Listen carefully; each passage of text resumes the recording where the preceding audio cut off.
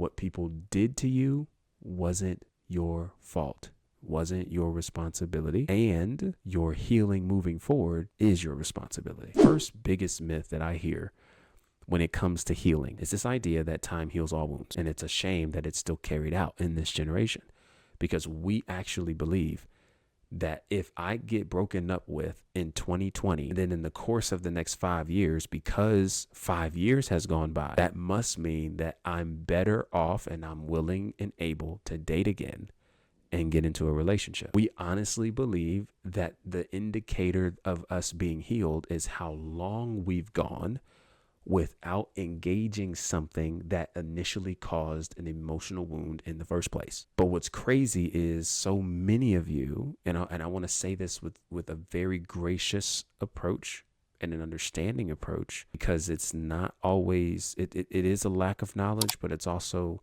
just things that we have just grown accustomed to hearing for so long repetitively, that like, this is just how we operate. And so this idea that time heals all wounds, y'all, I'm telling you, if I'm allowing myself to go to therapy and say I'm doing healing work, but I'm still struggling with the same issues that I first showed up with therapy in, I hate to be the one to break it to you, but you are not healing and you're not doing the work.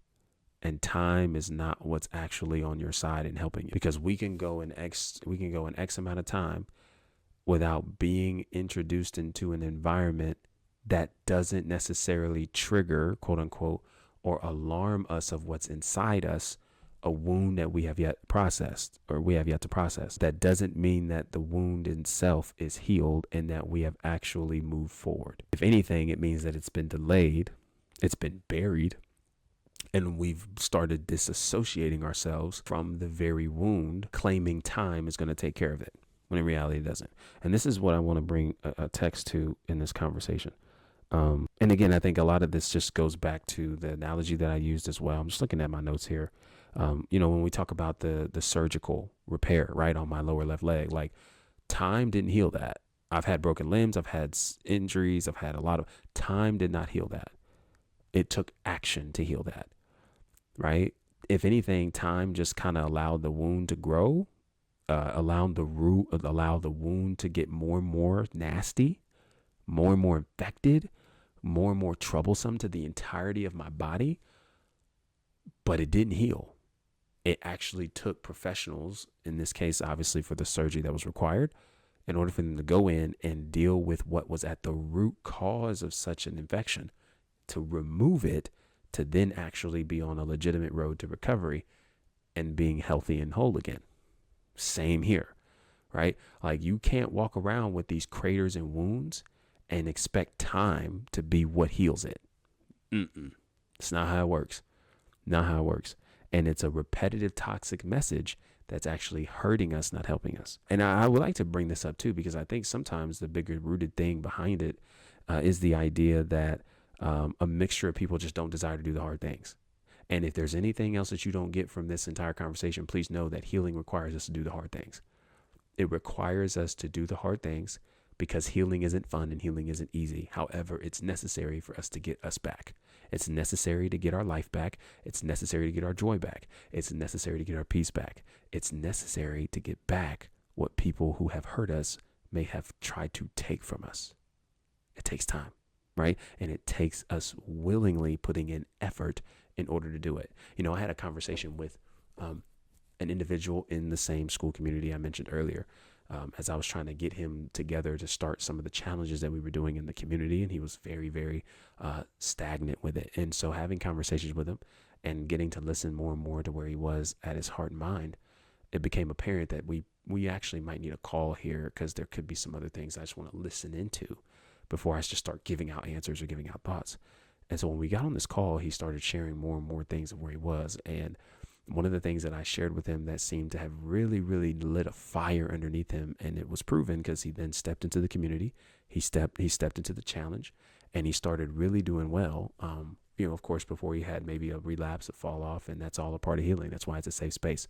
Those things happen, right? And we just encourage others to keep getting back on the track and keep going into where they're headed. But one of the things that I said to him was that I know that you've been dealt a bad hand, and I know that there's a lot of experiences that aren't fair and that isn't okay. And I think we acknowledge all of those things. None of us are aiming to dismiss that. And now that we're here, your healing is on you. What people did to you wasn't your fault, wasn't your responsibility, and your healing moving forward is your responsibility. And that's exactly what I want to tell you, is that your healing from this point forward is your responsibility. I can give you the keys to the car, but I cannot force you to put the car out of park into reverse or into drive and take off. You have to do that, right? I can give you the keys. I can give you the information. I can give you the perspectives. I can give you the changes. I can give you certain things to consider, but it's not until you take it into your own life and apply it that then you're going to actually see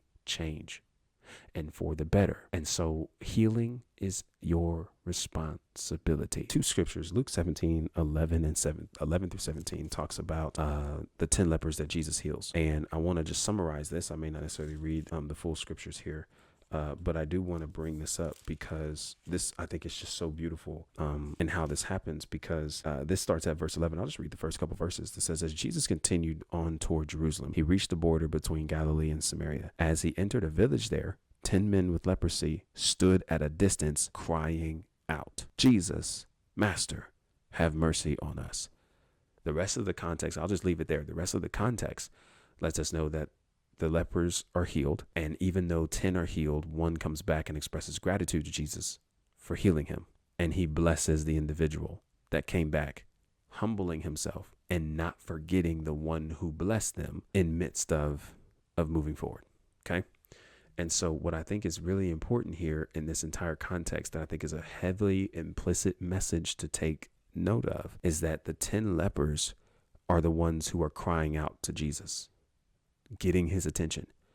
So two things. One, when we think about the context of leprosy, it's a very, very nasty, heavy disease. If you go back into the Old Testament, we learn of how much it was impacted into the community. Like if you had leprosy, like you were to be stayed far away from, right? Like this was not to be played with. We're talking about something that literally was in your body, like to the point where it could, there's a spectrum of leprosy, but the deepest part of leprosy is to the point where your body could be so numb to feeling that you could literally have animals, rodents chewing and gnawing and you wouldn't even feel it. Like it's that deep, right? And so they had rituals, they had cleansings, they had all these things and protocols that they had to do in order to deal with the disease of leprosy.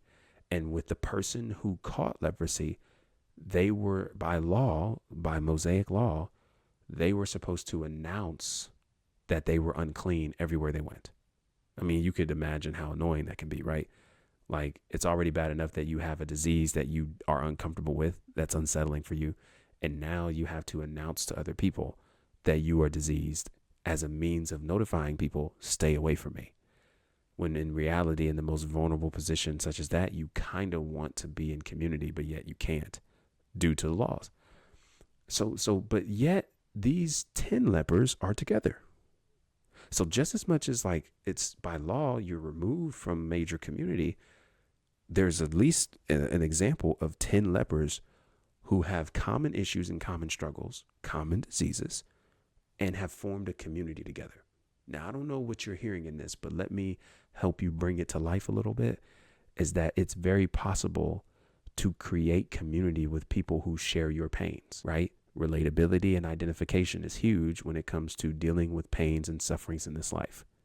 And even though I might identify with it, and even though we might identify with each other because we got similar wounds, traumatic wounds, physical wounds, pains, backgrounds, histories, right? Stories.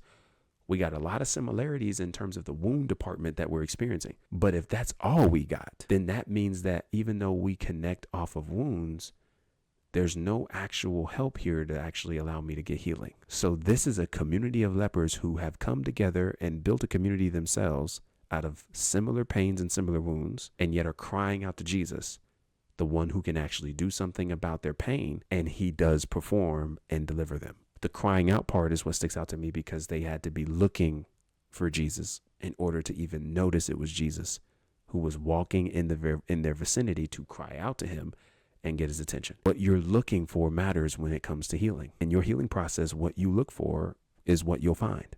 And if you are willing to look in the right places, look for the right people, look for the right community, and keep your eyes open to find not just the right people, but also with your perspective shift, I want you to start thinking of the beauty of your healing process. I want you to start thinking of the benefits of your healing process. I want you to start believing that there's better for you, that something good is going to come out of such a process.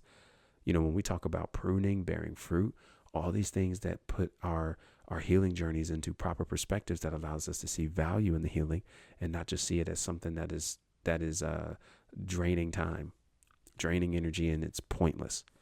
Nah, fam, we got to be looking for the right things, and what you look for is what you'll find. But that's one text. I'll briefly bring up Mark chapter 5 as well.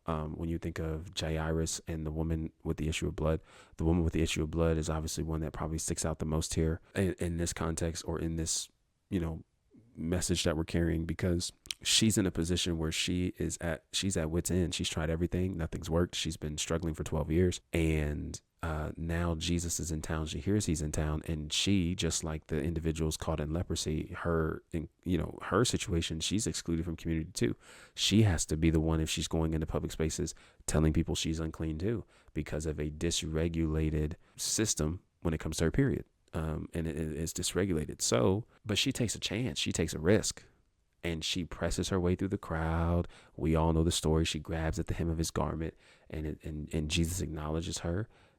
Who touched me? Lord, all these people around you, and you asking who touched you. She stands up, or acknowledges herself. She's the one that did it. She tells her whole story. He says, daughter, go, for your faith has made you whole, right? And so, but without going into crazy context, which I think is just so beautiful in and of itself, to just keep on track, she makes it her business to encounter Jesus. And it was her willingness to strive and look for him and then encounter him that made all the difference in the world.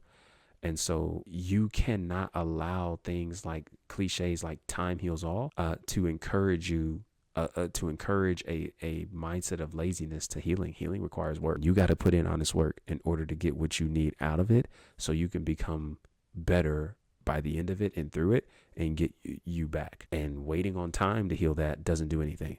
But putting action, making moves. And by making moves, I don't mean getting money. I don't mean getting status. I don't mean getting your body count up. By making moves, I mean being willing to look in the right places for people and communities who are going to speak life into you in such a tough time, who are going to speak life into you in such a challenging moment in time in your life, who are actually going to pour in truth into you in such a time as this, to help you see where you are and where you're trying to go, to help you unpack all those things. Oh, absolutely. Absolutely.